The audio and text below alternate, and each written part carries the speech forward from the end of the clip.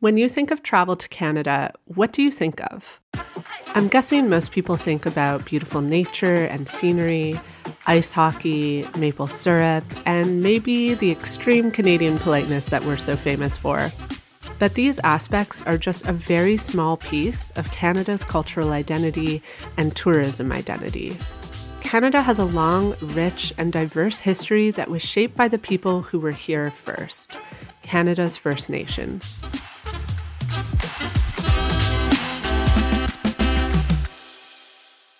Today, we're unpacking why Indigenous history, tradition, and practice has been missing from Canadian tourism, why and how it should shape more of the travel industry in Canada, and what we can learn from Indigenous practices when it comes to responsible tourism. Here to discuss is Keith Henry, who is a leader in Indigenous tourism across the country, as well as internationally. He is a Métis person born in Thompson, Manitoba, raised in Prince Albert, Saskatchewan, and currently Keith is the president and CEO of the Indigenous Tourism Association of Canada. Okay, if this is the first time you've listened to Alpaca My Bags, you've got an entire season to go through. But if this is the first time, please make sure that you've hit the follow button right now on Apple Podcasts, Spotify, or your favorite podcast app, because we have one more episode this season and you don't want to miss what's coming next.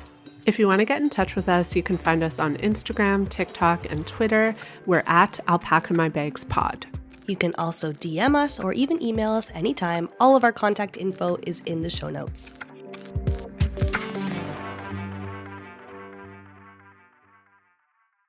Well, Katie, I think it's time we talk a little bit about Airbnb. Oh God, yeah, I think it's time. So I don't know if you noticed, but in the fall, a new hashtag started trending across basically like all the social apps, and it was hashtag Airbnb bust.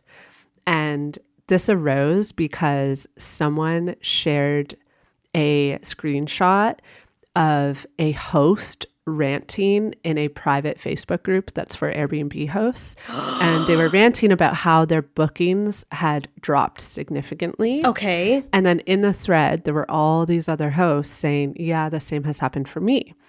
And this led to all this uproar, which had already started, to be fair. I've seen plenty of it on TikTok. All this uproar about the fees involved with Airbnb. So when you book with Airbnb, I'm sure anyone who's listening to this podcast and has booked at Airbnb knows the price you end up paying is never what you think it's going to be. It's always significantly more, which is very frustrating. It's at least an entire extra day's worth of money. Exactly. And the fees, rightly so, people have really questioned these fees.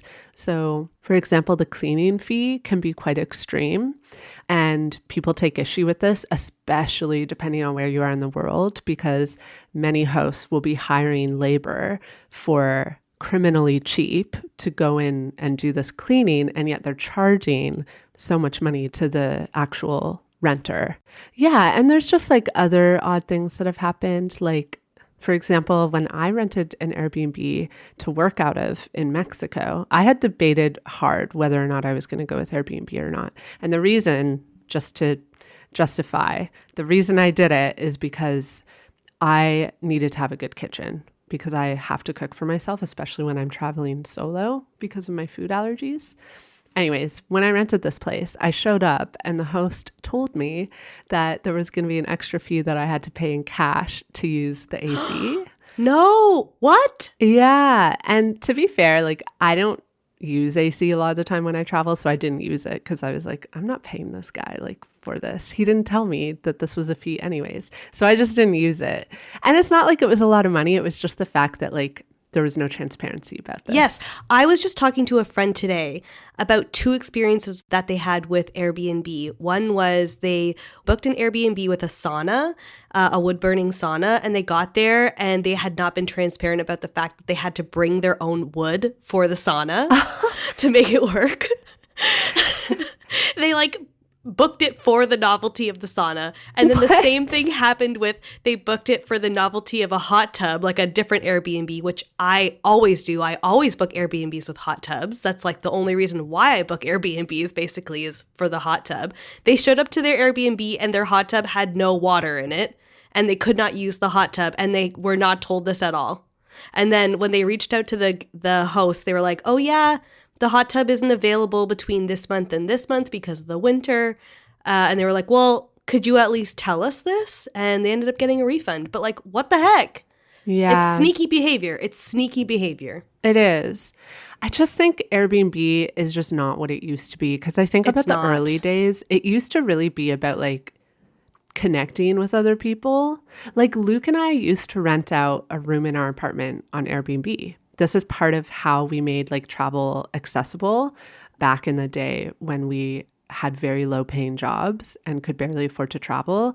Our thing was that we would rent out the extra bedroom in our apartment, and we would do it for a couple weeks every month to just make extra money to help us travel. And we actually loved doing it because people would come from all over the world. We had guests from Japan, we had guests from Brazil, like literally all over the world. And we always had such a great time with our guests. We would like hang out with them, cook dinner with them, give them recommendations. It was so fun. But I feel like that early essence of Airbnb just isn't what it's become anymore. Well, okay, so did we talk about the full-on chores that come with Airbnbs too? Because this is what makes me so mad these days now, is that you will still get charged a cleaning fee, but also be given like a whole list of chores to do before you leave. And this is something that I saw in a recent TikTok where this woman was expecting and was willing to pay a cleaning fee, and it was about $75, which I looked up as sort of the average of the cleaning fees on there. I've seen them for like $300. It's wild. Totally. Yeah. And still, this Airbnb gave her like a list of, please remove all of your bed sheets and start a load of laundry and wash all of the dishes and do all these things. And listen, when I use an Airbnb, I always wash my dishes. I usually throw all my towels in the bathtub to let them know. And then I usually leave the bed unmade to let them know that I was sleeping in it. But I'm not going to undo the bed and like start a load of laundry. And like, let's be real. A lot of these places, their checkout times are like 10 a.m.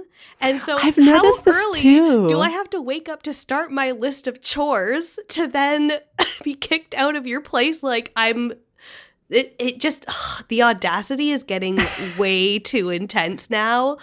And I just like don't even know where to begin, let alone there's the entire conversation of just like Airbnb's impact on our housing crisis. Like it's just too damn much for me. Yeah, there's so many issues when it comes to like gentrification, and also like labor is a big part of it. And it's also a question of like who is running and operating these Airbnbs? Like who are they benefiting? Are they benefiting like foreigners who move down to Mexico and buy up all the property and then like profit off of it?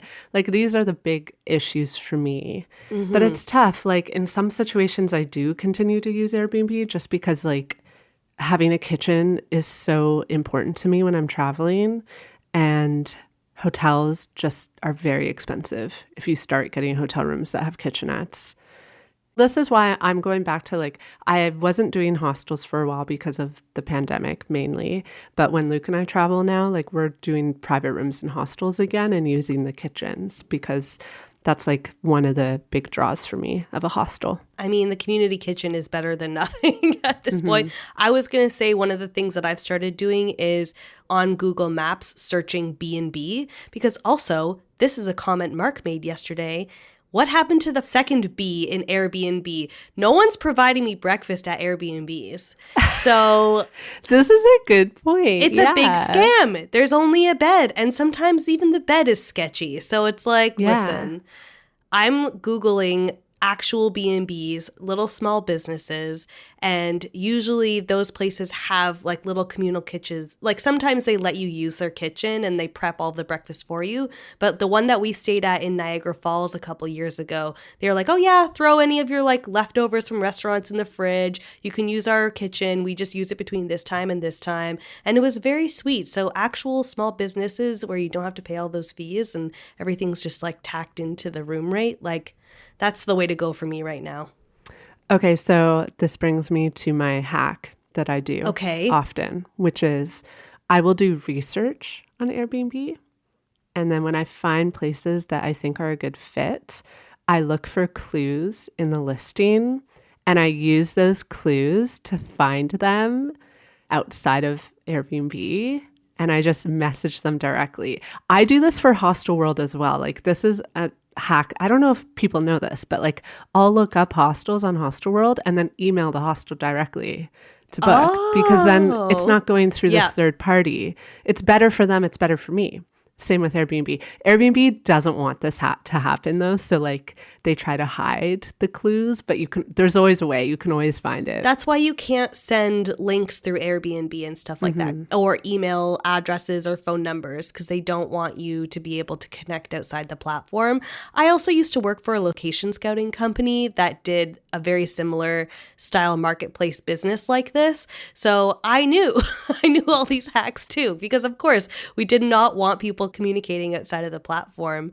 But okay, Erin, tell me about what kind of clues you look for. Like put on your Benoit Blanc inspector glasses and tell me like what are the clues that you look for in listings? Almost always the best clue is the name of the listing itself. Yes. So, you know how they'll give like the listing a name? Yeah. It'll be called like something cabins. Okay. Like we did this in Belize. Like there was a place called like, I forget what it was called. It was called something cabins. That name was in the Airbnb listing. And reading it, you would think, oh, they've just like called it that for the sake of this listing. But we went and Googled it and it turned out they had a website and you could email them directly. So you just copy paste the name of the listing into Google search. Not the full name of the listing, because usually the listings will say something cabins, great location, blah, blah, blah. Just look for the clues like related to the name. Like use whatever they're calling the place. Yeah. This works for me almost all the time. Or you Google the name of the host, or you just Google rental properties in the area and you cross-reference because the photos are That's often what I the was same. going to say. I was going to say that too. Like if something looks like somewhere where they would host multiple people, or it's a business of some kind, like a cabin or a cottage, or like there's multiple rooms there, then you can just literally Google that area and then cross-reference. Yeah. But I would say like 88% of the time, putting in the name that they use to call themselves on Airbnb finds them.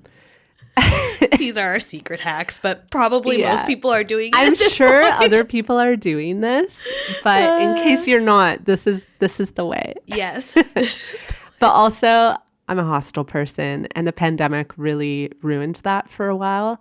But I'm just finding ways to like be safe in hostels. Like when we were in Belize, like a lot of the hostels we stayed in were open air. So it felt pretty safe anyways, because the kitchen was open air. We had a private room. So I'm pretty comfortable again with hostels. I won't do dorm rooms. I think I'm too old for that now. But yeah, private rooms and hostels, all the way. I feel like that pretty much says it all, other than there is a really great episode of a podcast called Calling Bullshit that is all about Airbnb and their sketchy practices.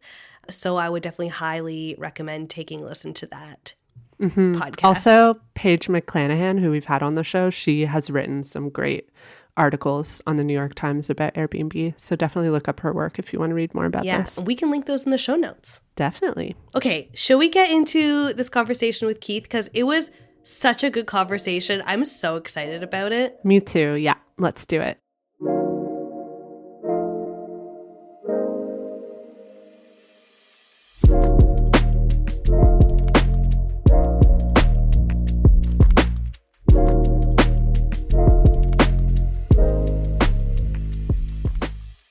Hi, Keith. Welcome to Alpaca My Bags. We're super excited to chat with you today because there's tons to learn from Indigenous communities and practices when it comes to responsible tourism. But before we dive in, I wanted to start by asking about your work at the Indigenous Tourism Association of Canada. Can you tell us a bit about your role there and the overall goals of the organization? Yeah, it's a pleasure being on the show, of course. We're a national Indigenous tourism representative body. We represent the interests of about 1,900 Indigenous-owned businesses from every part of this country. I have a national board, one Indigenous board member from every province and territory in this country. And of course, we have a management team. So I have the unique role of building ITAC as sort of a hybrid between a traditional tourism marketing body, a lot of development pieces in addition to that. And also we do a lot of advocacy with our federal partners in Ottawa. Right. And on that note, we read that the Indigenous Tourism Association of Canada has just renewed a 3-year agreement with Parks Canada. And this is a pretty significant headline for Canadian tourism. Just to lay some context, Parks Canada is the agency of the Government of Canada that manages the country's national parks, national marine conservation areas, national historic sites, and way more. For example, I've spent a lot of time in Point Pelee National Park in Ontario. It's the southernmost point of the Canadian mainland, and it's this huge chunk of land with a beach and camping and hiking and bike trails. Point Pelee is just one example of a natural area that falls under Parks Canada management. So I think it's really encouraging to see the partnership between Parks Canada and the Indigenous Tourism Association of Canada continue. But could you talk a bit about the intent behind the partnership and what you're expecting to see as a result of the contract? Yeah, we have a very proud relationship with Parks Canada here. And, there's significant tracts of land in this country that has been designated as federal parks locations, right? And they overlap and intersect with many Indigenous communities. The MOU itself is to continue building on some of our past work to actually help Indigenous tourism businesses either get created or enhanced that are within the parks lands areas. Whether it's in Haida Gwaii or in the Torngats Mountain with the base camp and a partnership with the Inuit community there. There's a number of these businesses that have been evolving that are Indigenous owned and operated. And we're trying to work with parks to how do we continue on that development side and on the marketing side? How can we work side by side with parks to really help the world understand that parks are also an amazing Indigenous destination and part and parcel of everything that Parks Canada has to offer and help the world explore. So I do think things are going to continue to increase substantially because of that. It's been a very important relationship, one of many in this country. Absolutely. You actually jogged my memory of a couple years ago. I was traveling in BC and I took some logging roads down to see these hot springs. I can't remember exactly where, but it was like somewhat close to Whistler. And the hot springs were managed and operated by the Indigenous community that lived nearby. And I remember thinking like that was so great and being surprised because in Ontario, I don't feel like you see as much of this in the parks. Just wondering if you have any thoughts on that. Parks Canada is a very big organization and it's got many moving parts. So you're right. In some parts of the country, Parks Canada has very productive and constructive relationships with the local Indigenous community and people. They've changed names to more Indigenous terminologies, and they've really embraced that. Other parts of the country have some work to do, and I think that this MOU we've got with Parks Canada is to bring a more unified approach to how we help create feasible and sustainable Indigenous tourism experiences together, and really brings that. We're hoping that part of this relationship brings a consistency across the country that it needs to be improved, in our opinion, in many parts of the country. Yeah, for sure. And actually, that's something I've noticed often when I travel in Western Canada versus Ontario, where I live full time.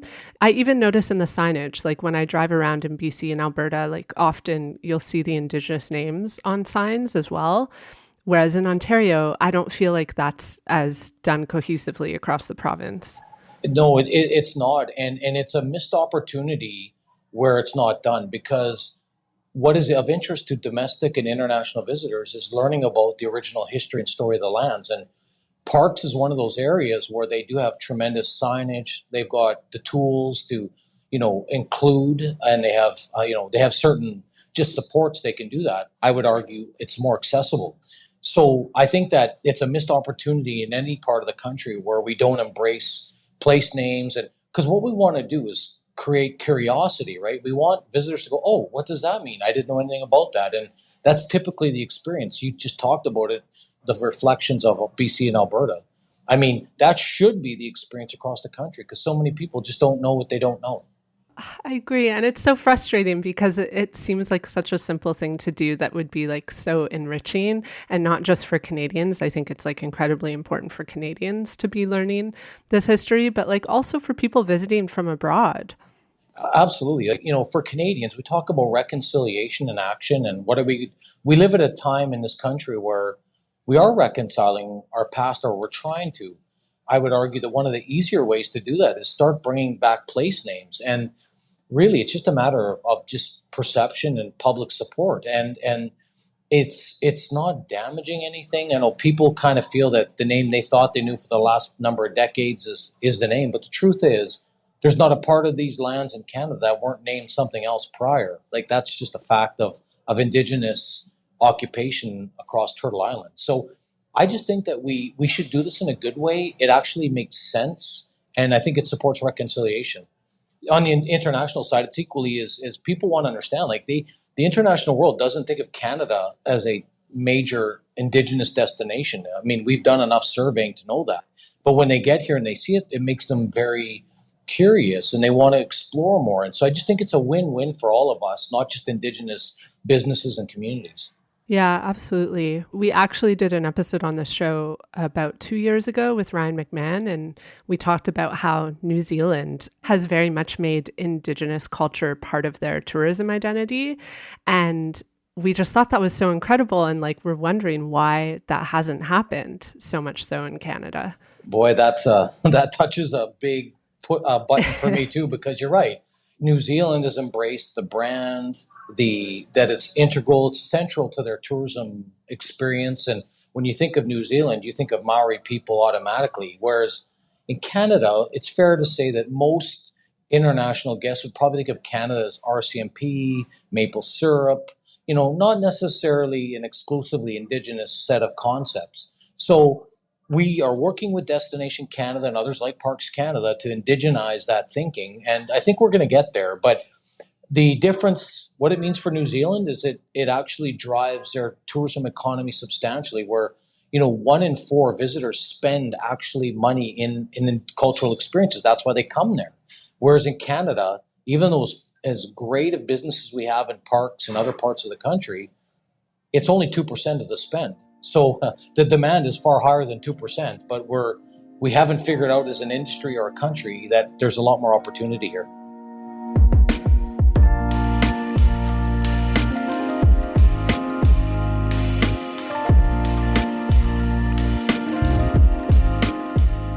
To go back to talking about reconciliation in a bit more depth, I'm wondering what you think this partnership plays in the road to reconciliation. Like, how could it foster community and cultural understanding and learning between settler Canadians and Indigenous communities? This is a very important opportunity for parks and industry bodies like ITAC, because there's about 300 First Nation communities that are resident within parks designated lands in this country. There's some other sort of Inuit and some Métis sort of settlements and that scattered through parks lands. And what I think this relationship needs to continue to evolve is, how are we helping parks present their parks experiences? It's got to be a cornerstone of how we position parks, right from their imagery to the experiences to, we want visitors to have an understanding of the original inhabitants of the land, regardless of which Indigenous community they're from. And when we talk about tourism, I believe Indigenous tourism is reconciliation in action, right? I mean, people aren't sure how to support reconciliation effectively. So the fact is, parks can provide the platform where people can go experience, whether it's, on the land, ecotourism, kayaking, learning together with elders, storytelling, artisan experiences. There's a ton of ways we see manifesting. But our challenge is we don't see the marketing and the investment for development yet that we need to see to get those businesses to the next level. So in our mind, this MOU was important because we want to continue to help shape the pathway for parks and others to more effectively build those businesses in those areas. I like that you bring up marketing, because I work in marketing myself, so I think about this a lot. And something I think about a lot when it comes to tourism is a lot of people's travel decisions are shaped by marketing, and they may not ever even realize that. And so I'm curious, like, what you think it would take through like marketing avenues to make people think more about like choosing Indigenous tourism and choosing Indigenous experiences when they're traveling in Canada. Well, I believe that marketing is absolutely critical to our challenge for Indigenous tourism. We just did a study with Leger on domestic insights within Saskatchewan and Atlantic Canada's 4 provinces. And the intention and the interest was about close to 90% of a consumer group of roughly 1,500 people. But the awareness and the knowledge was less than 25%. So we continue to see these kind of metrics where, whether it's domestic or international, this country has yet to invest strategically in a way to create the consumer's mindset. You're right. I mean, people are motivated. They create a movie in their mind, as you say, and they don't even know what this movie is. Like, they don't even understand that Indigenous tourism might be elder storytelling or singing and dancing and maybe some artisan work, but it also could be going to an outdoor adventure and a completely fun activity to, staying at an Indigenous owned hotel with cultural themes. Like, there's such a diversity of our businesses. But the visitor, really, if you ask most visitors, and we are doing consumer research that shows they don't even know how to create the image in their mind. They don't know what the image is. So we as a country, including parks, including Destination Canada, including all of our marketing partners, ask yourself how much money gets spent in Canada marketing domestically and internationally. And it's close to 400 million pre-pandemic, and we're getting back to those levels again. How much of that actually gets spent on marketing and tactically supporting awareness of Indigenous experiences? It's less than 1%. So it's no surprise that 2% are spending the money on Indigenous experiences. We have to, if we want economic reconciliation as an industry, we have to tackle that missed opportunity. Because it is, if we care what the consumers want, Indigenous tourism is very high and top of mind for many visitors. Yeah, absolutely. And I actually am a travel blogger myself, so I write about travel a lot. I have a presence across different social channels. And because I cover a lot of Canadian tourism, I often get asked by people, and I've started trying to include Indigenous experiences in all of the guides that I write, which brings me to a question, what role do you think that bloggers and influencers and people who are part of that sort of influencer region of marketing, what can they do to support this mission? The bloggers and all those social influencers are very important for us at Indigenous tourism. And we want bloggers to recognize the tools they have. We've got an inventory of images and B-roll and things that can really inspire the imagination at indigenoustourism.ca. We've got a consumer platform that we've been investing in building for the last number of years at destinationindigenous.ca. We want bloggers and influencers to use our hashtags, whether it's original as we build that new brand. Those are tools we need to inform that network of, and they're critically important for our overall marketing piece. So I think we continue to rely on that. Each year we try and invest in some of those activities, but the truth is we continue to hope people come back to our platforms and realize how they can share and find the authentic experiences. And amplify. And I always tell people, even if you're not a big influencer, even if you're just sharing your personal travels, using those hashtags and amplifying those experiences is still helpful. Absolutely. I mean, I'm president and CEO, and I do my little bit here and there. And I cannot believe how many just people in my friendship network I've influenced to go pick an Indigenous owned hotel versus another option because they felt they wanted to support Indigenous tourism experiences. And part of that is hotels, transportation, accommodation, food services. Unless I told them, they wouldn't have known. So that's why I personally know in my position here and with our marketing team, how important those influencers are at all levels.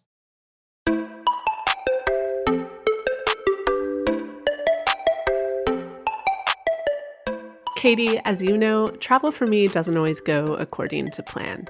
Oh, I am well aware. Having made over 80 episodes of this podcast, I know that mishaps can happen when anyone travels.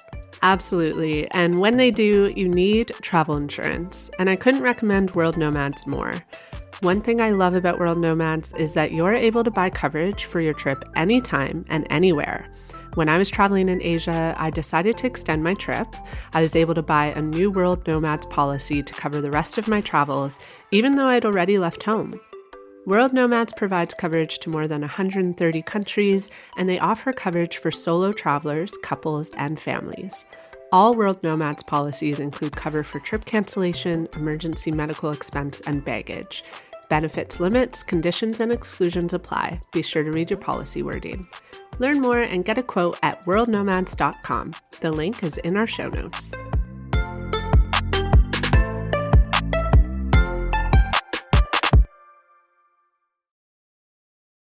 So we've actually noticed that some sectors are starting to look to Indigenous practices to learn how to do things in a more mindful way.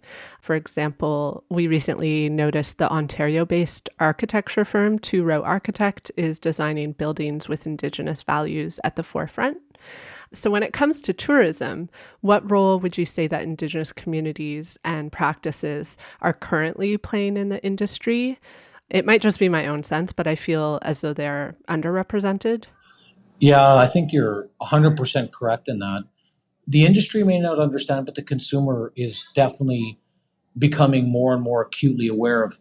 The fact is, when COVID-19 hit the world as hard as it did over the last 3 years, it looks like in our from our research that consumers continue to top of mind is we aren't living sustainably, and this planet will not maintain itself in terms of the environment in the way we think it would always stay because of the unsustainable things we're doing.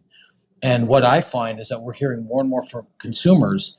We want to come visit Indigenous experiences because we want to learn from Indigenous people. We want to understand their values. So maybe it'll give me a different world perspective. So we're hearing more and more of that from Canadians and, of course, visitors from abroad looking to come in. It definitely creates such a heightened sense of how important we as humans have values. So I really feel, I don't know where that's going to lead us over the next 2-3 years, but I think demand is going to continue to accelerate at a level we haven't ever seen before for Indigenous tourism in Canada. And it's hard, right? Because we talk about this on this show often, that tourism isn't particularly sustainable. We need systemic change to make it sustainable.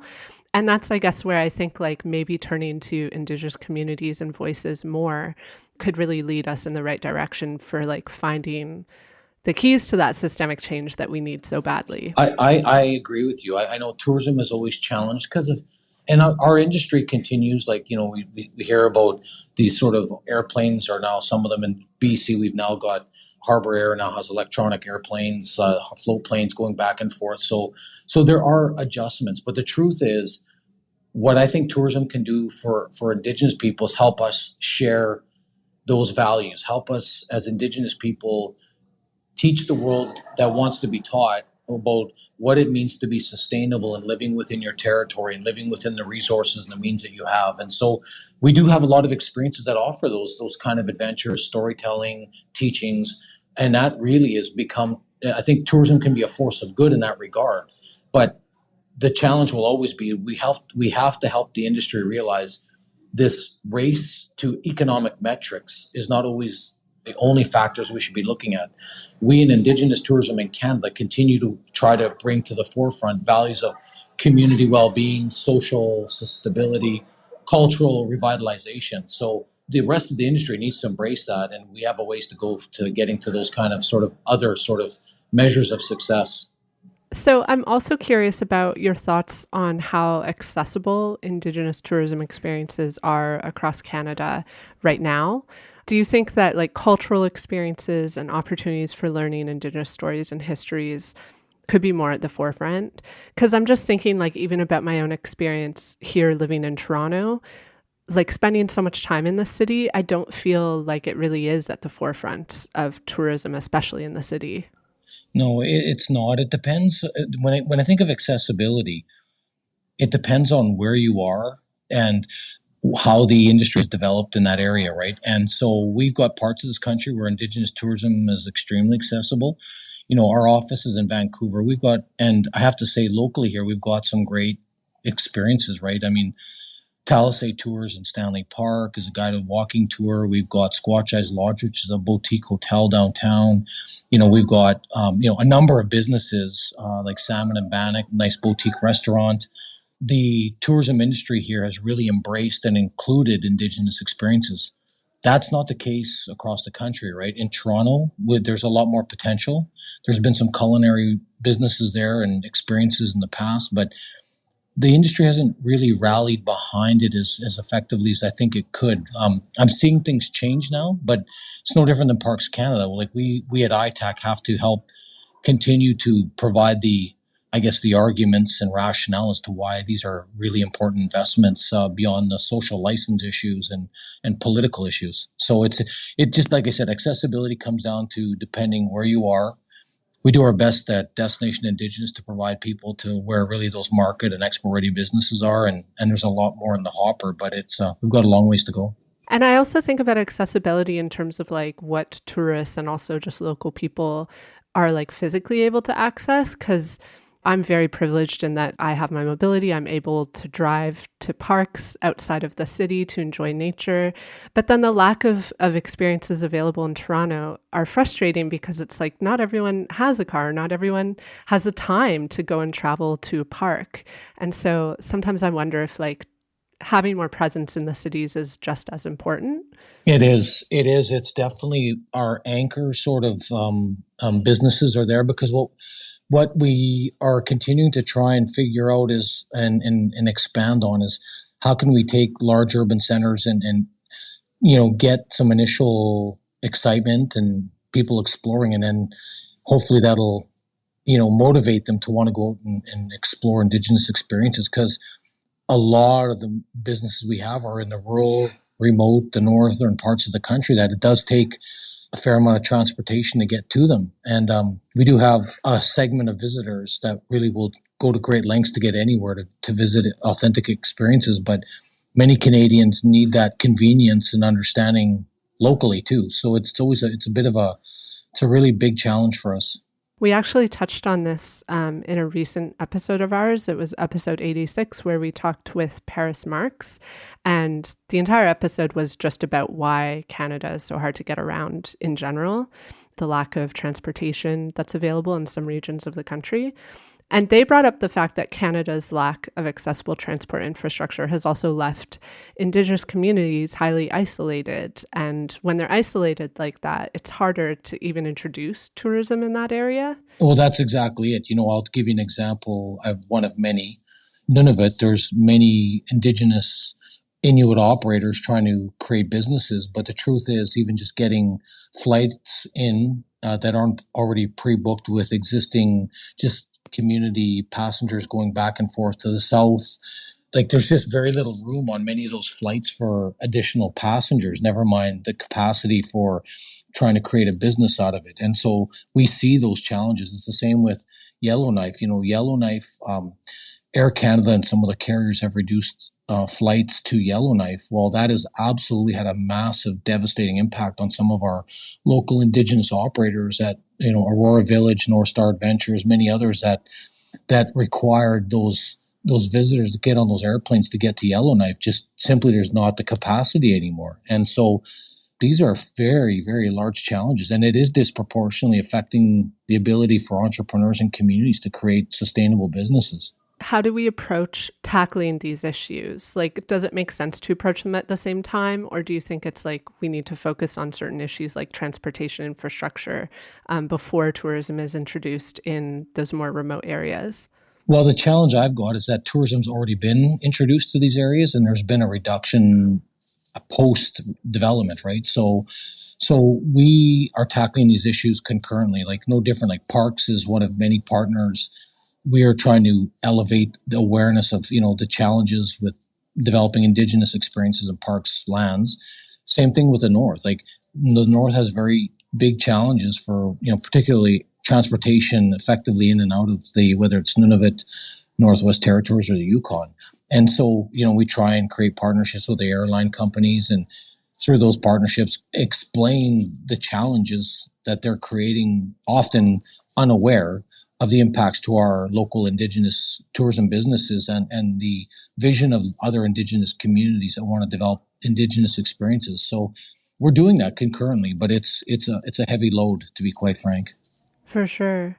And I guess marketing also plays into this, because I just think about like if there are massive marketing campaigns showing Canadians that they can travel to Yellowknife and have these experiences, then perhaps that leads to more consumer demand on private entities like airlines to provide like the means to get to those experiences.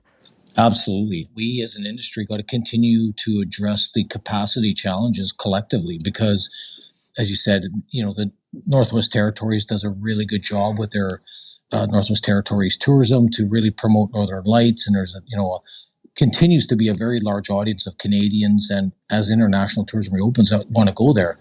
But the capacity challenges are real, and it's already had a devastating impact on this winter season so far.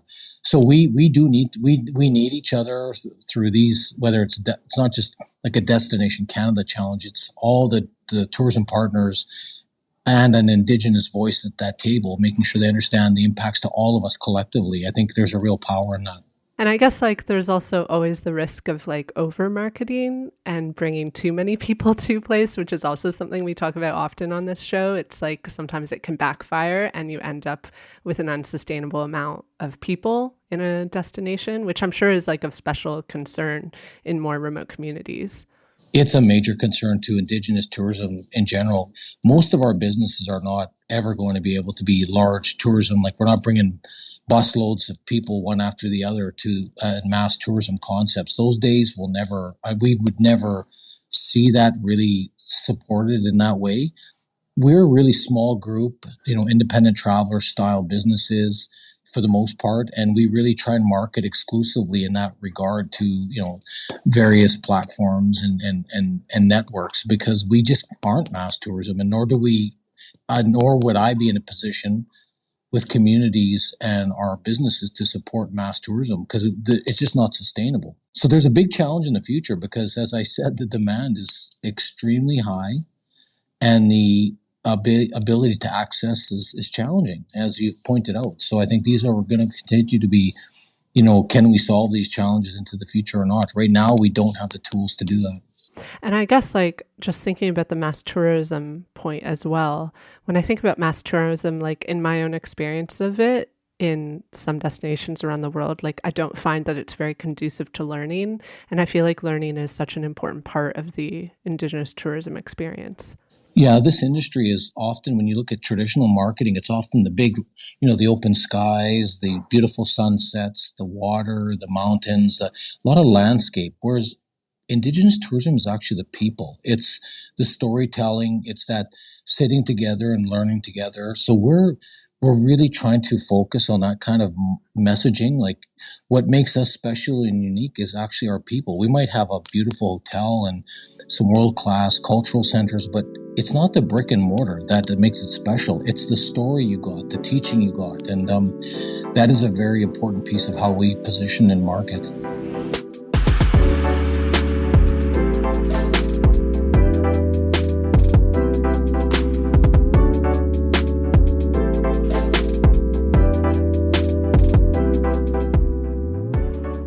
So when people think about Indigenous tourism, they probably think mostly about seeking out tours or experiences that are Indigenous focused or led. But I wanted to ask if you think there's also a way that people can practice an Indigenous mindset when it comes to travel. So that might guide them to travel in a more mindful way or a more sustainable way. I'm curious if you agree that this is a thing, and what would you say that mindset looks like? Yeah, it's absolutely very important. And what I believe is important is that we encourage visitors to spend a bit of time learning about destination, understanding the perspective of sustainability while they're there. But particularly, especially with Indigenous culture, are they practicing themselves to support authentic Indigenous products and experiences? Did they go to the gift shop and buy a made in China Indigenous art piece? Because that's not helpful. What we need to do is help people. When you support local artists and a local community, you're leaving benefits back in a way that is actually much more effective to supporting our local communities and economies and sustaining Indigenous people's livelihoods and their culture.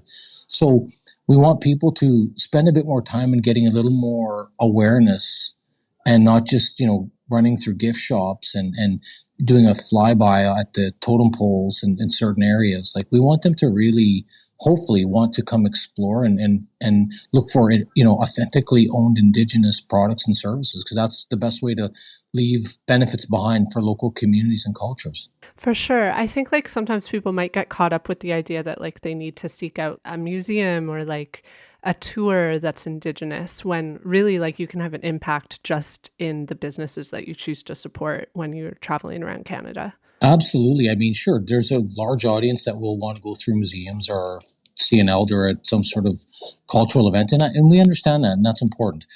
But I also would add, people should think about where are they buying everyone buys things on their holidays. So what are they buying? Where is it from? Do they know it's actually, there's benefits? Is this owned and operated by the communities or the artists? I mean, really understanding the importance of authenticity and Indigenous ownership is really important. So to shift gears a little bit, Indigenous communities in Canada have always had very deep and meaningful relationships with the land here. So I'm wondering if you have tips for how settler Canadians or people visiting Canada can foster that same kind of deep relationship with nature when they're exploring around the country. It sounds so easy, but it's actually, it's a mindset, right? And I would just say that many of our businesses now are creating things like visitor pledges, and we don't have a national standard on this yet, but we see a lot of our businesses are, basically where the visitor commits that they won't leave garbage behind, they'll pick up after themselves, they'll contribute to the sort of just basic characteristics of taking care of whatever you're bringing in and leaving with out of the community, and how is that contributing. You're not leaving non-recyclable goods behind, all those sorts of practices that the community is not left figuring out how to deal with these materials and these challenges with all sectors of their public services that they provide. So I think that it's important as an industry, we think about those type of visitor declarations or pledges. And, I think the act of itself of people just reading that and understanding about the impacts they may be having to just water treatment, sewage, garbage, things left behind, those in itself start changing the consciousness of visitors and their behaviors. And I think we're seeing that in some areas where Indigenous communities and businesses you have no choice but to sign, otherwise you won't be invited into their business. So I think that we as an industry should ask ourselves, what can we do in a positive, proactive way to introduce these kind of concepts to the larger scale sector? You reminded me, I actually was traveling in Iceland earlier this year, and that's something I noticed all over Iceland, and they were in the bathrooms. They had reminders. It was like the 10 golden rules of how to treat nature with respect. So like they were in the bathroom stalls. You had no choice but to see it. And I saw it all across the country. And by the end of the trip, I had these rules like almost memorized because I had seen them so often. And I remember thinking like, that's such a clever way to get people to learn this. And I'm seeing more and more of our Indigenous businesses also lead by those examples. And I would say that I would assume those teachings have stuck with you till today. And so that in itself, like tourism can be such a force for good, as I said prior. And I think those are the things as an industry we need to embrace, whether you're Indigenous or not. I mean, we can see the sustainability challenges growing, not minimizing. So, I mean, those are things we're going to have to tackle because we know tourism is going to continue to rebound and travel and the world is becoming smaller. So these are things we can't take lightly. And this actually brings me to a question that I've noticed is being debated often in the travel and outdoor community. And that's the idea of visiting untouched places.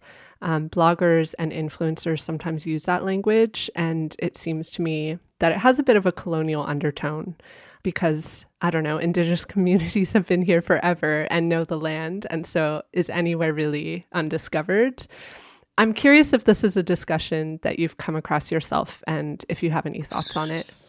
Yeah, I have with many, whether it's economic development leaders or Indigenous entrepreneurs or nations themselves, you see a lot of that language in this industry, describing an area where it's like they were the first ones to discover. And this was there's been Indigenous people in every part of this land, of this country and water since time immemorial. So it is a big challenge for us. That's why, with parks and all these partners, we're trying to help them create an Indigenous narrative, because the narrative that is often perpetuated through those kind of storytelling platforms is vacant of Indigenous values. And so it is a big issue in this industry. We love to tell stories about iconic settlers and events that happened. But the truth is, the Indigenous story was pre any of these. So, I mean, we just got to do. The challenge I have is that we have such a resistance. It's like passive aggressive behavior for some of the partners that are out there, because that's how they've sold that destination. So the challenge is, how do we do that in a way that will encourage them to embrace the truth and the true history of that area? That's going to be our challenge going forward. Yeah, and I guess it kind of points to like how important, like even the simplest thing, like the language that we use when we talk about tourism, factors into moving towards more Indigenous focused tourism. Absolutely. I mean, it's just all about owning our truth, accepting it. It's like Canada going through residential school awareness and realizing what happened with the history, the true history. Those stories were in our communities for decades, and people denied that history. Now that bodies have been discovered, that story has become suddenly real for Canadians. But the truth is, that story's been real for families for 100 plus years. We either, as a country, embrace reconciliation and start just realizing there's an advantage to embracing our true history, or we don't. And then if that happens and we stay mirrored as an industry on the tourism side in that, then we haven't achieved reconciliation. To me, that's another aspect of this industry, that we've got to stop perpetuating this notion of this colonial history exclusively. We should embrace it because the world's interested in it, and we should be too. When I think about using those words like undiscovered and untouched as well, kind of like what you're saying, it feels like almost like it's erasure of the fact that Indigenous people have been here forever. Yeah, it's not feels like, it is erasure. It's a matter of, we're telling a narrative that just is simply not true. Like, the nations used trade routes through every part of this land, the waterways. This continent was inhabited by hundreds of thousands of Indigenous people before colonial impacts. I mean, all across from coast to coast to coast. So we need to be practical about the history of those people and understand the oral histories and embrace that. I think I keep saying, as an industry, I'm shocked when people don't embrace it, because it's actually tells a really great, we're not making this up. It's not Disneyfying the history of Canada. It's telling the truth. So I think there's excitement, and I think visitors would find that fascinating. And I think we hear that, we see that in some of the research we do with consumers. So it's just a matter of, how can we get non-Indigenous partners to realize the power of that, and how can we help them connect with the communities in a way that they'll want to share those stories. Okay, so we talk a lot on this podcast about responsible tourism, and we've talked now about how there's so much to be learned from Indigenous communities about how responsible tourism can be approached. So Keith, just as we wrap up, I wanted to ask what responsible tourism means to you, and if you have some responsible travel tips that people can take away from Indigenous practices. I guess I sort of have a concept of what I think responsible tourism means. And for Indigenous tourism, I think it means that if you're going to go into a destination in this country, or we're going to market and promote Indigenous tourism, our tourism in general, we need to be responsible in making sure that we position Indigenous culture as paramount to any of those trip itineraries, marketing tactics, that it's part and parcel of the fabric of this country. So being responsible from an industry side is one side of it. And then responsible for the consumer is, we want consumers to come explore, come learn, be patient, don't come with preconceived notions or Hollywood stereotypes, and learn. I mean, the Indigenous nations are many different cultures. It's not one. They're not homogenous. There's great diversity of Indigenous people in this country, and it's exciting and interesting. And so responsible on that side is just with that willingness to be open to come learn. And then the other side of it is really find the authentic Indigenous products and services and experiences that really leave the benefits behind. So those are all contributing to the overall envelope of what I would call as responsible tourism. Could you share some of your favorite Indigenous tourism destinations within Canada, maybe to inspire a couple listeners? Yeah. It's always a tough one, because for everyone I don't acknowledge, but I will say this. I definitely have a few. Near Quebec City, the Wendake with the hotel, and they've got this beautiful replica First Nations longhouse, and you can stay in a hotel. They got a beautiful cultural center and amazing culinary experiences there, but you can actually spend an evening there, and they do a bannock on a stick evening event. And I've done it with my family. It's an amazing experience. And it's something more urban that people can, it's just outside of Quebec City. Wendaki's, like 25 minutes away. You can easily get there, and it's beautiful. Hotel's world class, and the replica First Nations Longhouse is world class. Another one I love going to Haida Gwaii. I find that to be an amazing getaway. They've just updated. There's Haida House at Talal. They've got these amazing cabins they've put in place, and they're right on the beach. And I just find it very tranquil, and just it's Indigenous themed, and they've got local activities if you want to immerse yourself, or you can just kind of have a retreat and get away in some solitude. And I just find that is definitely another experience. I will say a life-changing one for me was Torngat's Base Camp. I talked a little bit about that prior, but on the Northern Labrador side, I believe it's really the world's last true untouched safari. I mean, there's amazing wildlife and just polar bears and whales, and you're in this place where there's, you're in the middle of Torngat's parks. It's just I can't explain it. I can't do justice in words, but it just being immersed in the culture and just having that experience and seeing how the Inuit people lived and this amazing set of activities. I'll never forget that experience the rest of my life. And I think that was a life-changing experience for me. Oh, you've just made me feel like, there's so much I need to see, especially in Northern Canada, that I haven't gotten to yet. Yeah. They're really, this is the best part of all these things, is that we have some amazing experiences that are in sharing Indigenous cultures. And I think so many Canadians in the world are yet to realize. And I just, I hope people come learn, because when I saw how they lived, for example, the Torngats, it really brings home why sustainability and respect for your environment and surviving in the environment are so important. And I think it teaches you, and it really does. And I'm Indigenous, but my community wasn't in that kind of harsh environment to that extent. And it's beautiful. It's in a beautiful area. Like, it's just an amazing place to be. So I encourage people to, these are all the kind of things like we have on destinationindigenous.ca, our platform. And I think I just hope people come explore.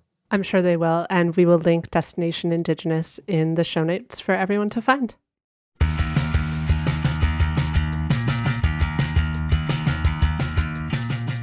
Thanks for listening to the show, Alpaca Pals. If you enjoyed this episode, don't forget to share it with a fellow traveler, and make sure you're following us on your favorite podcast app. And if you're feeling extra generous, you can leave us a 5-star review, or you can support us on Patreon. Anything you can do to support this show will help to foster meaningful change throughout the travel industry. Alpaca My Bags is written and hosted by me, Erin Hines, and it's produced and edited by Katie Lohr in Canada's Toronto area. If you want to reach out to us, check the show notes for all the info you need. I'll see you in 2 weeks, but in the meantime, I hope you get to alpaca your bags safely and soon.